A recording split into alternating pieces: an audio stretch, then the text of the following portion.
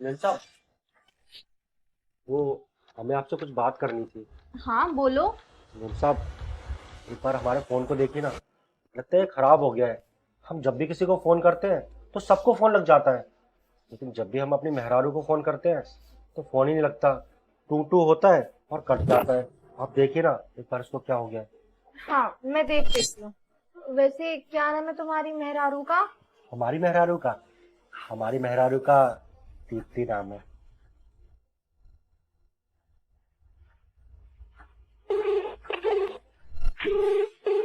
The number you have dialed is currently busy. Please try later.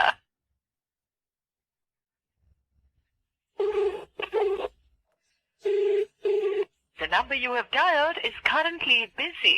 Please try later.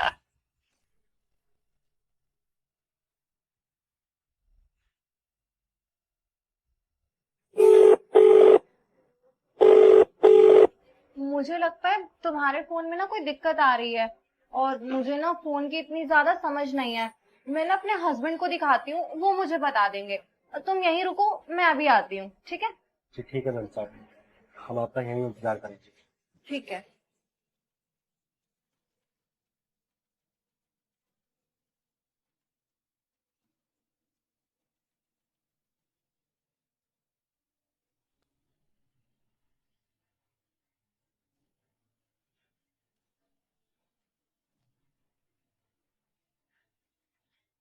Hello baby, कहाँ हो तुम? मैं तुम्हें कब से कॉल कर रही हूँ और एक तुम हो कि मेरा फोन ही नहीं उठा रहे हो। अच्छा सुनो, एक सेकंड रुको। एक ना कॉल आ रहा है, मैं तुम्हें अभी थोड़ी देर में कॉल करती हूँ। ओके। हेलो। हेलो, आप दीप्ति बोल रही हैं? हाँ, दीप्ति बोल रही हूँ, लेकिन आप कौन? क्या आपको पता है कि आपका एक हस्बैंड भी है जो आपको दिन रात कॉल करता रहता है, लेकिन आपने उसका नंबर ब्लॉक लिस्ट में डाल रखा है। देखो, मेरी बात ना तुम ध्यान से सुनो।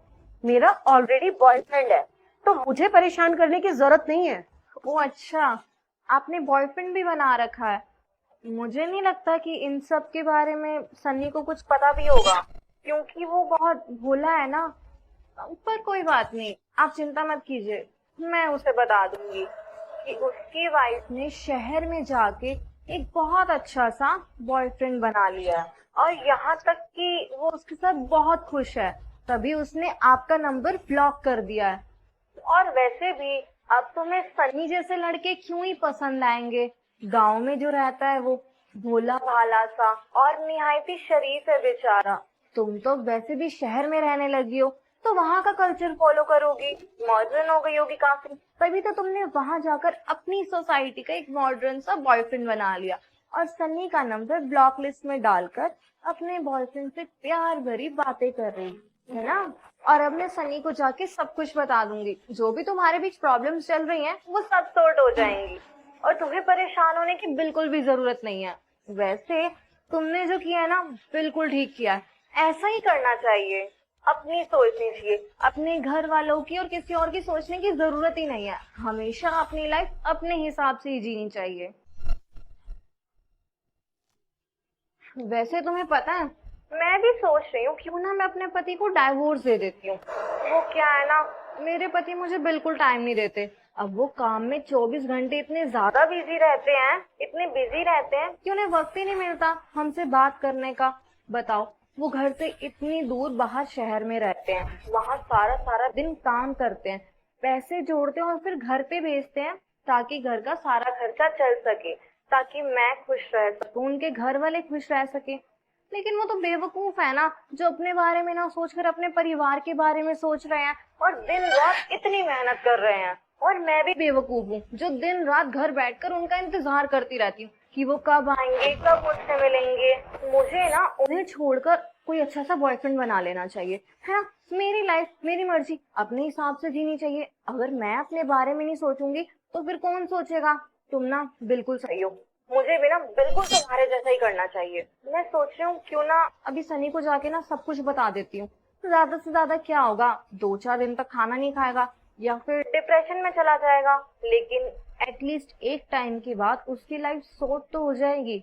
फिर वो अपनी लाइफ अपने हिसाब से दोबारा जी सकेगा, अपने पसंदीदा पार्टनर के साथ। शायद अब की बार वो कोई ऐसी पार्टनर चूज करे जो उसके टफ टाइम में उसका साथ ना छोड़े, जो उसके सुख और दुख दोनों में उसके साथ रहे। क्योंकि तुम्हारी जैसी लड़की तो वो वैसे भी बिल्कुल डिजर्व नहीं करता। वो डिजर्व करता है सबसे बेस्ट लड़की जो हमेशा उसके साथ खड़ी रहे। यार वैसे ये सारी बातें मैं तुमसे क्यों कर रही हूँ? मुझे ऐसा लग रहा है तुमसे सब बातें करके ना मैंने अपना टाइम वेस्ट कर दिया।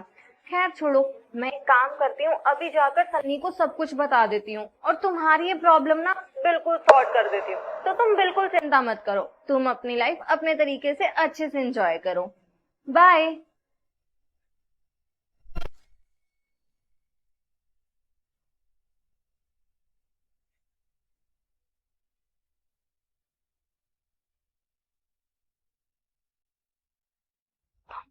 सनी, ये लो,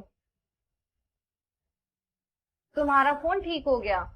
क्या मेम साहब, हमारा फोन ठीक हो गया?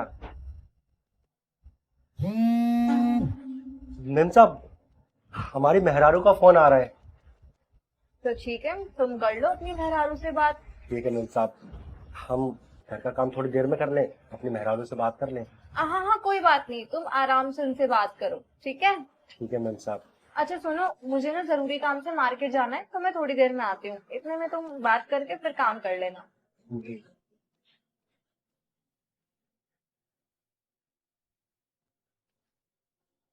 हेलो। हेलो। हम तुम्हें कब से फोन लगा रहे थे, लेकिन तुम्हारा फोन ही नहीं लगता था। हम जब भी फोन करते थे फोन ही कट जाता था। सुनो, तुम ना टेंशन मत लो, मैं जल्दी तुम्हारे पास आऊंगी। तब तक तुम अपना ख्याल रखना, ठीक है? हाँ, और तुम भी अपना ध्यान रखना।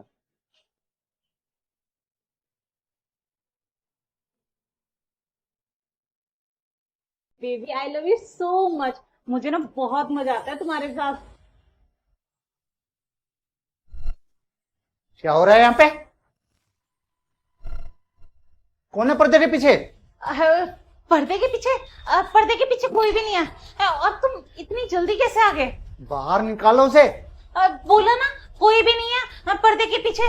और तुम तो मीटिंग के लिए जाने वाले थे, इतनी जल्दी वापस कैसे आ गए? जरूरी डॉक्यूमेंट्स लेने आया था मैं, और अच्छा हुआ जो मैं घर वापस आ गया। कम से कम मुझे ये तो पता चला कि मेरी पीठ पीछे मेरी बीवी ये मुंह काला करा रही है। देखो, जुबान संभाल के बात करो। मैं कह रही हूँ ना, यहाँ पर कोई भी नहीं है। लगता है तुम ऐसे नहीं मानोगी। दिखाओ पर्दे के पीछे कौन है, दिखाओ। साइड हटो, मुझे देखना है कौन है पर्दे के पीछे। साइड हटो, साइड हटो। भागो जल्दी, जल्दी भागो। कहाँ गया? भगा दिया उसे। मैंने कहा ना कोई भी नहीं है यहाँ पर। प्लीज मेरे साथ ऐसा मत करो। देखो, मुझसे ना झूठ बोलने की कोशिश मत करो। मुझे पक्का पता है कि यहाँ पर कोई था। देखो, अब तुमने मुझ पर हाथ उठाया ना, तो देख लेना मुझसे बुरा कोई नहीं होगा। कमरे में भाग के गया है ना वो, कमरे में गया है ना। अभी देखता हूँ उसे और फिर तुझे बताता हूँ।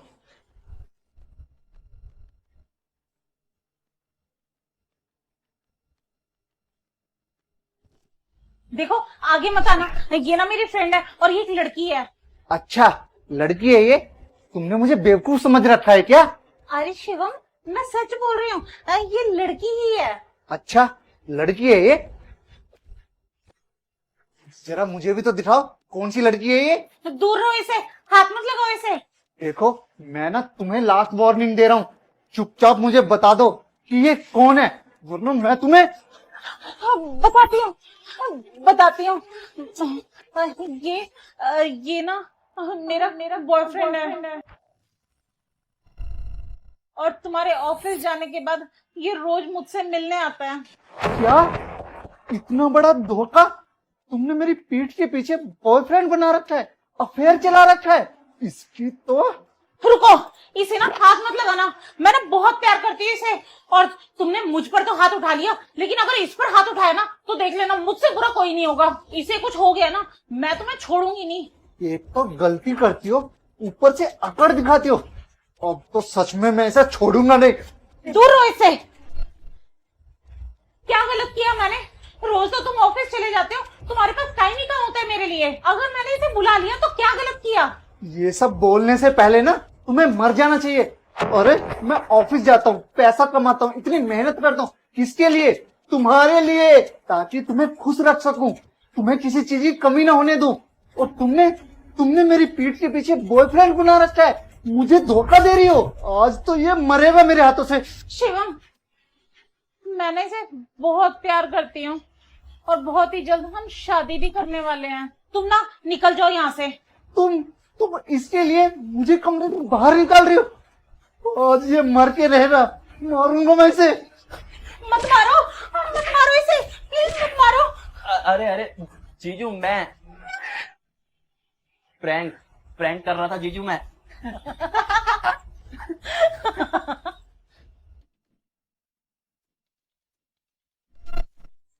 दीदी, ये जीजा जी इस टाइम घर क्यों आ रहे हैं? ये तो लेट घर आते हैं ना। लगता है ये किसी काम से घर वापस आ रहे हैं। मेरे पास ना एक मस्त प्लान है, आज ना इनके साथ प्रैंक करते हैं। चले? और कैसा लगा हमारा प्रैंक? सॉरी जीजू, ये प्रैंक करने का आइडिया ना दीदी का था। आई एम सॉरी जीजू, सॉरी। तुम दोनों भी ना, यार मुझे तुमसे बात ही नहीं करनी है। अरे शिवम सुनो तो। अरे शिवम सुनो, अरे सुनो तो।